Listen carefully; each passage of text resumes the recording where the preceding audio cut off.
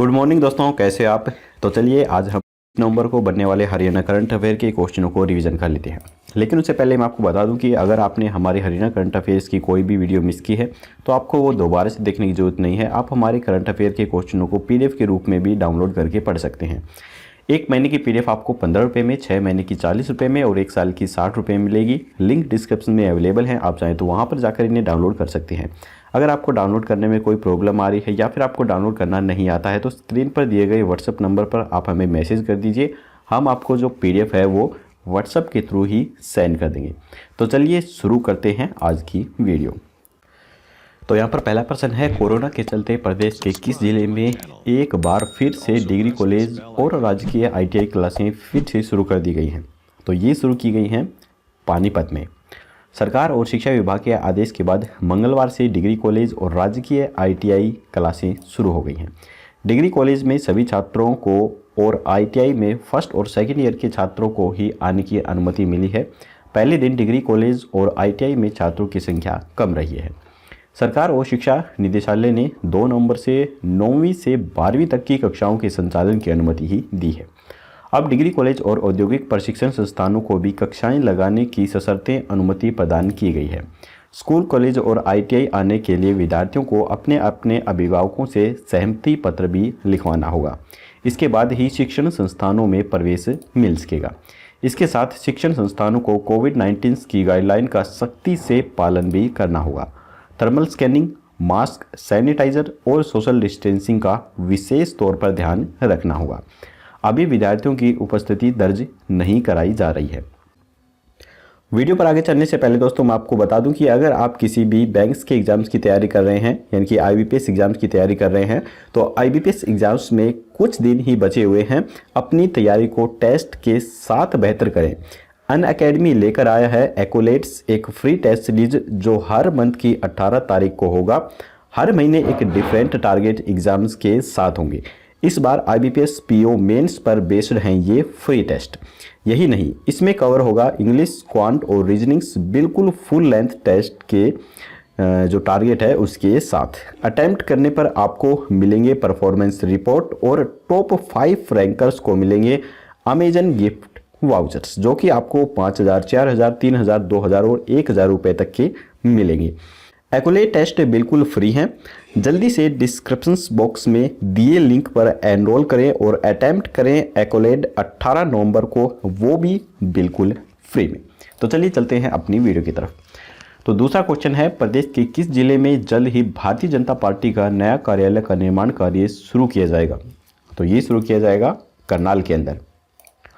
लंबे इंतजार के बाद आखिरकार करनाल में भारतीय जनता पार्टी के नए जिला कार्यालय के निर्माण की प्रक्रिया शुरू होने जा रही है। इसके लिए सेक्टर 9 स्थित जमीन पर मुख्यमंत्री मनोहर लाल के हाथों निर्माण कार्य का शुभारंभ कराने की तैयारियां जोरों पर हैं।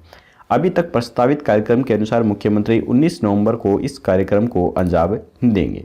मुख्यमंत्री मनोहर लाल प्रदेश की विधानसभा में करनाल सीट का ही प्रतिनिधित्व करते हैं, जिसे देखते हुए यहाँ उनका निरंतर आवागमन बना रहता है। ऐसे में अभी तक यहाँ भाजपा का अपना स्थायी जिला कार्यालय नहीं होने से संगठित क्रियाकलाप पर काफ़ी प्रभाव पड़ रहा है।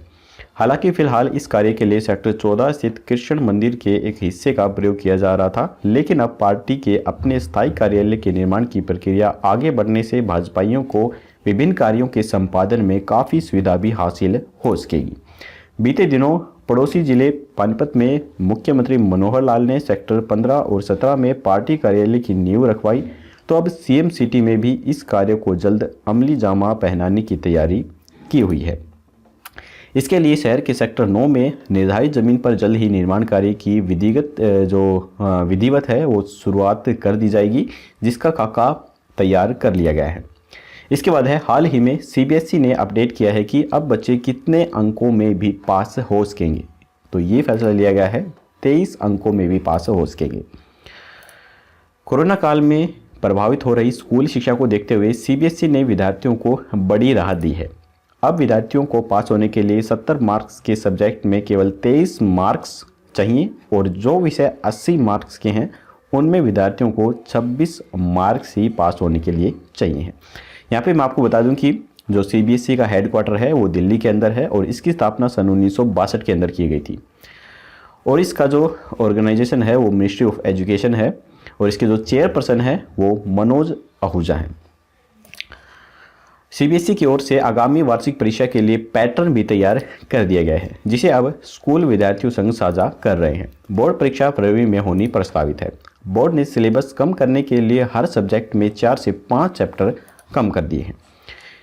इसके बाद है हरियाणा के कितने निगमों में जल्द ही सीनियर डिप्टी मेयर व डिप्टी मेयर बनाए जाएंगे? तो ये बनाए जाएंगे 5 नगर निगमों में। इस संबंध में शहरी स्थानीय निकाय विभाग के निदेशक ने करनाल, यमुनानगर, हिसार, रोहतक, पानीपत नगर निगम के आयुक्तों को दोनों पदों के लिए तुरंत प्रभाव से चुनाव कराने के निर्देश जारी कर दिए हैं। 5 नगर निगमों में 16 दिसंबर 2018 को मेयर पद के लिए प्रत्यक्ष चुनाव हुए थे। 27 दिसंबर 2018 को विजेता मेयर की नोटिफिकेशन भी जारी हो गई थी। नियम अनुसार मेयर चुनाव के 60 दिन के अंदर सीनियर डिप्टी मेयर और डिप्टी मेयर का चुनाव जरूरी है। कभी कोरोना तो कभी अन्य कारणों के चलते नगर निगमों में अब तक यह पद खाली ही हैं। इसके बाद है किस केंद्र शासित प्रदेश में कार पुलिंग की शुरुआत होगी? तो ये होगी चंडीगढ़ में। इसके बाद है हरियाणा सरकार कोरोना के समय कवरेज कर रहे पत्रकारों को 10 लाख का जीवन बीमा कवर दे रही है। पत्रकारों से संबंधित प्रेस दिवस कब मनाया जाता है? तो इसका उत्तर जानने से पहले दोस्तों, अगर आपको वीडियो पसंद आ रही है तो वीडियो को लाइक करना बिल्कुल मत भूलिए। अगर चैनल पर पहली बार आए हैं तो चैनल को सब्सक्राइब करके घंटे पर ऑल नोटिफिकेशन जरूर क्लिक कीजिए, ताकि हमारी आने वाली लेटेस्ट वीडियो हैं वो आपको मिल सके सबसे पहले। तो इसका आंसर है 16 नवंबर को। हरियाणा के मुख्यमंत्री श्री मनोहर लाल ने आज राष्ट्रीय प्रेस दिवस पर मीडिया के बंधुओं को बधाई एवं शुभकामनाएं संदेश दी हैं और उनके द्वारा राष्ट्र, समाज, लोकतंत्र व लोगों को दी जा रही सेवाओं के लिए सराहना भी की है। मुख्यमंत्री ने कहा है कि मीडिया को लोकतंत्र का चौथा स्तंभ भी कहा जाता है। इसके बाद है हाल ही में किस राज्य से सोनीपत में कृषि विभाग की तरफ से यूरिया का रैक के लिए समझौता हुआ है? तो ये हुआ है गुजरात से। गुजरात से सोनीपत पहुंचे 29,700 खाद के बैग किसानों को मिलेंगे। गेहूं की बिजाई के दौरान किसान यूरिया खाद का इस्तेमाल करते हैं। यही कारण है कि अक्टूबर और नवंबर माह में यूरिया खाद की डिमांड 15,000 MT तक पहुंच जाती है। इसके बाद है मुख्यमंत्री श्री मनोहर लाल खट्टर आगामी 18 नवंबर को अकादमी परिसर में स्थापित 3 कालजयी साहित्यकार संत कवि सूरदास बाबू, बाल मुकुंद गुप्त और लोक कवि पंडित लक्ष्मीचंद की प्रतिमाओं का लोकार्पण करेंगे। तो ये है पंचकुला के अंदर ये लोकार्पण किया जाएगा। इस शहर की स्थापना 15 अगस्त 1995 को की गई थी। चंडीगढ़ की तरह पंचकुला भी एक स्वयं नियोजित शहर है। शहर में मोरनी की पहाड़ियाँ हैं, जिसकी सबसे ऊंची चोटी 1514 मीटर की है, जो कि काफ़ी ऊंची है, जिसे करोह के नाम से भी जाना जाता है। इसका कुछ भाग वनों से ढका हुआ है और पास में रैतान वन्यजीव अभयारण्य तथा 1975 में स्थापित वीर शिकारगढ़ वन्यजीव अभयारण्य भी स्थित है। पंचकुला में पालतू पशु चिकित्सा केंद्र भी है। यहाँ गिर प्रजनन केंद्र और गिद्ध प्रजनन केंद्र ये दोनों स्थापित हैं। गिर प्रजनन केंद्र की स्थापना 1992-93 के समथिंग हुई थी और गिद्ध प्रजनन केंद्र की स्थापना 2006 के अंदर हुई थी। पंचकुला में योग व प्राकृतिक चिकित्सा केंद्र व प्रसिद्ध टिक्करताल झील भी स्थित है।